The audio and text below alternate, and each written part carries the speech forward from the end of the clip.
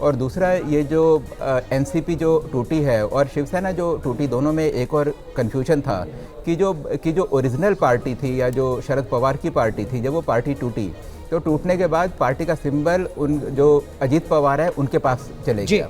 उसी तरीके से शिवसेना का जो सिंबल है, शिवसेना का सिंबल भी वो एकनाथ शिंदे के पास है जी। तो इसलिए वहाँ काफ़ी ज़्यादा कन्फ्यूजन था और ये जो स्थिति थी, ये इक्वेशन थी, ये बिल्कुल ही एक नए तरीके की इक्वेशन थी। मतलब यूं कहिए कि एक जनरल परसेप्शन था कि इन्होंने धोखा दिया है, अपने ओरिजिनल पार्टी से हट के ये लोग जो आके सत्ता बनाए तो इन्होंने धोखा दिया है, ये आम मासेज में गया था। और बीजेपी को इसका दोष नहीं दिया गया, इसका दोष था जो पॉलिटिकल फॉर्मेशन जो मेन थे उससे जो अलग हुए थे। सर वोटर कंफ्यूज था यहाँ पर, उनके लिए कंफ्यूजन की स्थिति थी, जो समीकरण बदले और फिर सिंपैथी भी थी कि ओरिजिनल पार्टी कौन सी है, किस व्यक्ति को धोखा दिया गया, ये सेंटीमेंट बिल्कुल नहीं, वो डिटरमाइंड था, वोटर डिटरमाइंड था कि इन्होंने धोखा दिया है अपने ओरिजिनल पार्टी को, लिहाजा इनको मत हम नहीं देंगे। ये बहुत स्पष्ट दिखाई दे रहा है और इसका दोष उन्होंने बीजेपी को नहीं दिया, हालांकि उस पूरे में बीजेपी शामिल थी, लेकिन दोष बीजेपी पे नहीं आया। यही स्थिति आप देखेंगे बिहार में भी, जेडीयू का तो नुकसान हुआ है, लेकिन बीजेपी का उस तरह से नुकसान नहीं हुआ है, बीजेपी बल्कि ठीक रही है।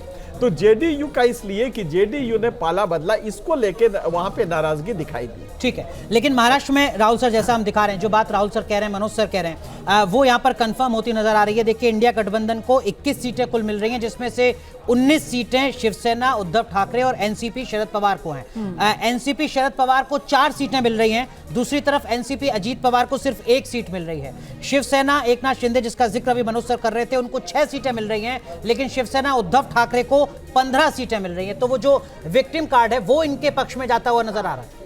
मैं समझता हूं कि इस जनादेश ने कम से कम इन 2 पार्टियों में जो बंटवारा हुआ था उसका भविष्य स्पष्ट कर दिया है और लोगों ने उसको किस तरह से लिया है उसको साफ कर दिया है। तो जैसा अभी सिंह साहब भी कह रहे थे कि सबसे ज़्यादा भ्रम की स्थिति में अगर कोई कहीं का मतदाता था तो वो महाराष्ट्र का था, क्योंकि वहाँ पे 5 सीधे बड़ी पार्टियाँ बन गई थी। तो जाहिर है कि लोगों ने शरद पवार को ज़्यादा बेहतर माना है अजीत पवार की तुलना में,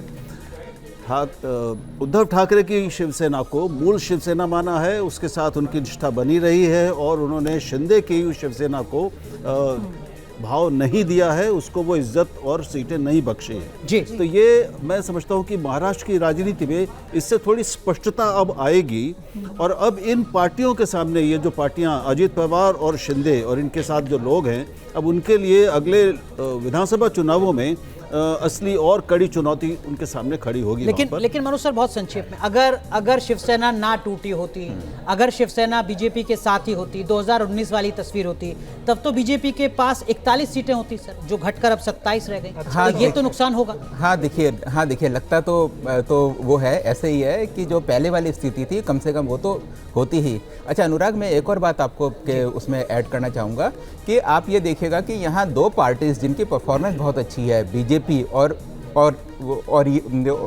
जो शिवसेना उद्धव ठाकरे, तो दोनों के बीच, दोनों में क्या चीज़ कॉमन है? दोनों में एक चीज़ कॉमन है कि दोनों का पार्टी का ऑर्गेनाइजेशन बहुत ज़्यादा स्ट्रांग है। तो मेरे ख्याल से उनको जो उनकी स्ट्रांग पार्टी, उनका जो पार्टी का ऑर्गेनाइजेशन स्ट्रांग है, आरएसएस का जो वर्कर वहाँ है, महाराष्ट्र में बीजेपी को उसका लाभ मिला है। और उसी तरीके से उद्धव ठाकरे का जो शिवसेना का जो कार्यकर्ता था वो आज की डेट में उनके साथ है और उसका फ़ायदा उनको मिला है।